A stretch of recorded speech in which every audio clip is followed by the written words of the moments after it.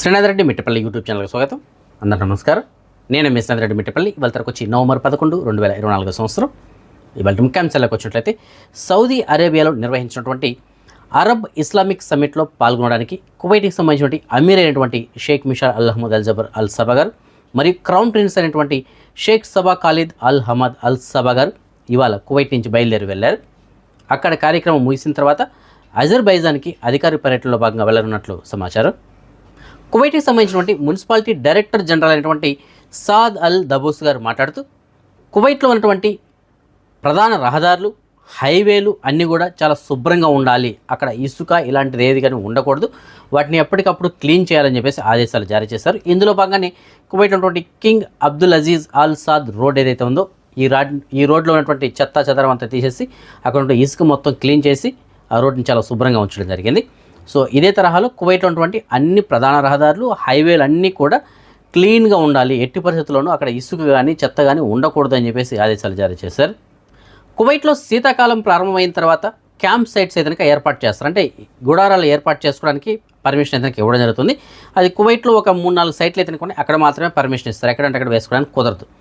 అయితే కొంతమంది అత్యుత్సాహంతో వాటికి ఏదైతే డేట్ కేటాయించారో దానికి ముందుగానే గుడారాలు వేసుకోవడానికి ప్రయత్నం చేశారు. యాక్చువల్లీ ఈ నెల 15 నుంచి వాళ్ళకి టైం ఉంది, కానీ ముందుగానే ఏర్పాటు చేశారు. కువైట్కి ఉత్తరాన ఉన్నటువంటి ఈ క్యాంప్ సైట్స్ ఏవైతే ఉన్నాయో ఆ సైట్స్లో కొంతమంది ఆల్రెడీ అక్కడ గుడారాలు ఏర్పాటు చేయడంతో కువైట్కి సంబంధించిన మున్సిపాలిటీ వాళ్ళు అక్కడికి చేరుకొని వాటన్నిటిని అక్కడి నుంచి పూర్తిగా తొలగించారు.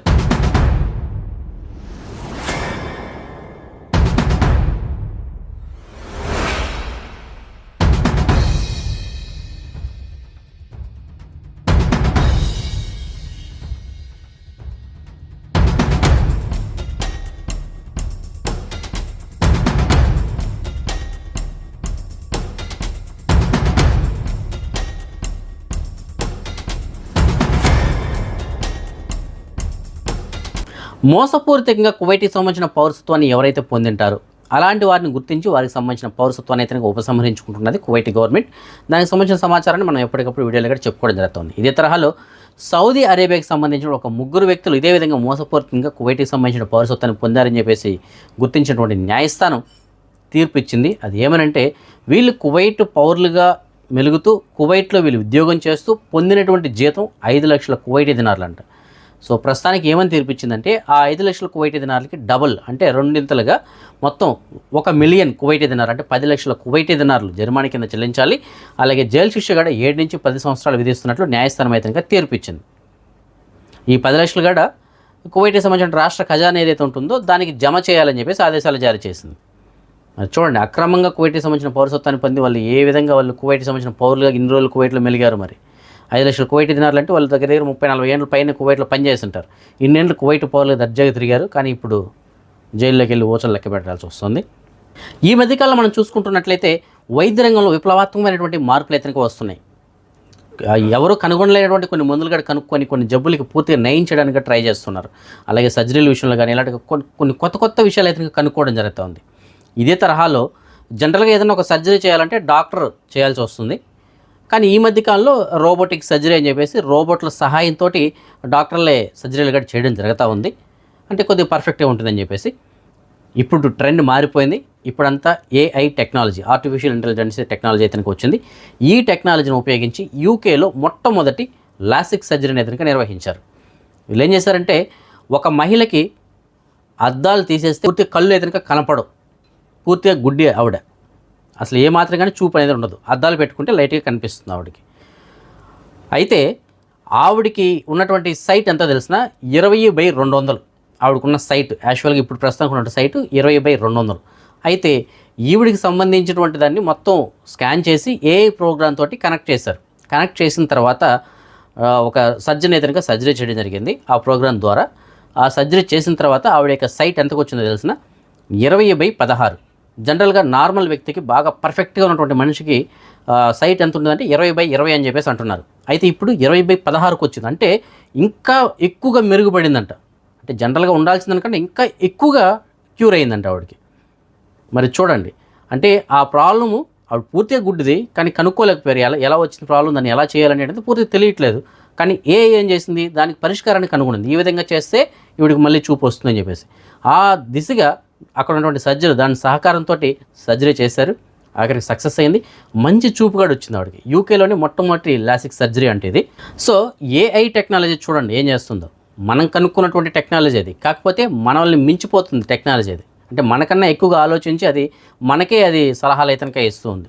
మరి భవిష్యత్తులో ఈ ఏఐ టెక్నాలజీ ద్వారా ఎన్నెన్ని మార్పులు రాబోతాయో మరి చూడాలి.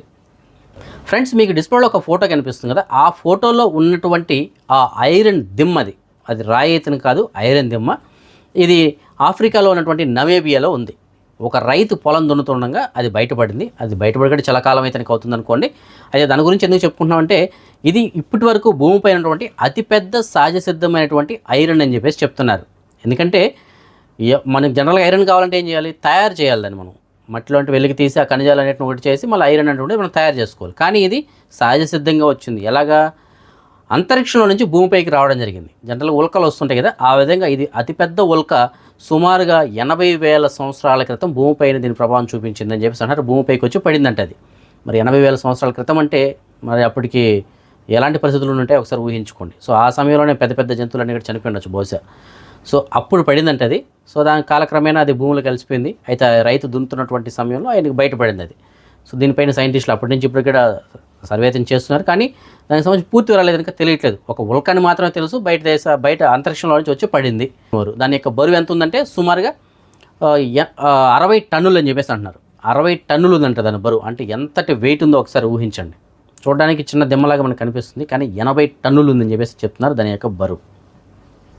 మన భారతదేశంలోని సుప్రీంకోర్టుకి కొత్త ప్రధాన న్యాయమూర్తి ప్రమాణ స్వీకారం చేశారు ఇవాళ. సుప్రీంకోర్టు 51వ CJI అనగా ప్రధాన న్యాయమూర్తి అనమాట, చీఫ్ జస్టిస్ ఆఫ్ ఇండియాగా జస్టిస్ సంజీవ్ ఖన్నా ఇవాళ ప్రమాణ స్వీకారం చేశారు. ఈ ప్రమాణ స్వీకార ఉత్సవానికి చాలామంది ప్రముఖులు అయితే హాజరయ్యారు. ప్రధానమంత్రి, రాష్ట్రపతి, అలాగే ఇంకా చాలామంది మంత్రులు కూడా హాజరు కావడం జరిగింది. రాష్ట్రపతి ద్రౌపది ముర్ము గారు ఆయన చేత ప్రమాణ స్వీకారం చేయించారు. ఆయన ప్రమాణ స్వీకారం చేసిన వెంటనే ఆయన కొన్ని కేసులు కూడా వినడం జరిగింది. సుమారుగా ఒక 40 కేసుల వరకు అయితే ఆయన ఇవాళ విన్నారు. ఆయన గతంలో చాలా ముఖ్యమైనటువంటి తీర్పులు కూడా ఇవ్వడం జరిగింది. అది చీఫ్ జస్టిస్గా ప్రమాణం స్వీకారం చేసినటువంటి ఆయనకి మనం శుభాకాంక్షలు తెలియజేద్దాం. భవిష్యత్తులో మంచి తీర్పులు అయితే ఇవ్వాలని చెప్పేసి, దేశాభివృద్ధికి ఉపయోగపడేటువంటి తీర్పులు ఇవ్వాలని చెప్పేసి కోరుకుందాం. ఆంధ్రప్రదేశ్ అసెంబ్లీ సమావేశాలు ఆంధ్రప్రదేశ్ పునరాభివృద్ధి లక్ష్యంగా 2024-2025కి సంబంధించినటువంటి వార్షిక బడ్జెట్ని ఇవాళ ప్రవేశపెట్టారు. సుమారుగా 2.94 లక్షల కోట్ల అంచనాలతోటి బడ్జెట్ని ప్రవేశపెట్టారు. అభివృద్ధి మరియు సంక్షేమం రెండింటికి సమానంగా బడ్జెట్ని కేటాయించినట్లు తెలియజేస్తున్నారు. అదే మనం ఈ మనీ ఎక్స్చేంజ్ విషయానికి వచ్చినట్లయితే ప్రస్తుతానికి ఒక కువైట్ ఐదున్నర మన భారతదేశం రూపాయలు సుమారుగా $274.49 ఉంది. బంగారం విషయానికి వచ్చినట్లయితే మాలియాలో ఉన్న సూకల్వతి అయినటువంటి షాప్ నెంబర్ 128లో ఉన్న FK జ్యువెలర్స్ వాళ్ళు మనకు అందించిన సమాచారం మేరకు 22 క్యారెట్ల బంగారం ప్రస్తుతానికి ఒక గ్రామ ధర 24,429 ఉంది.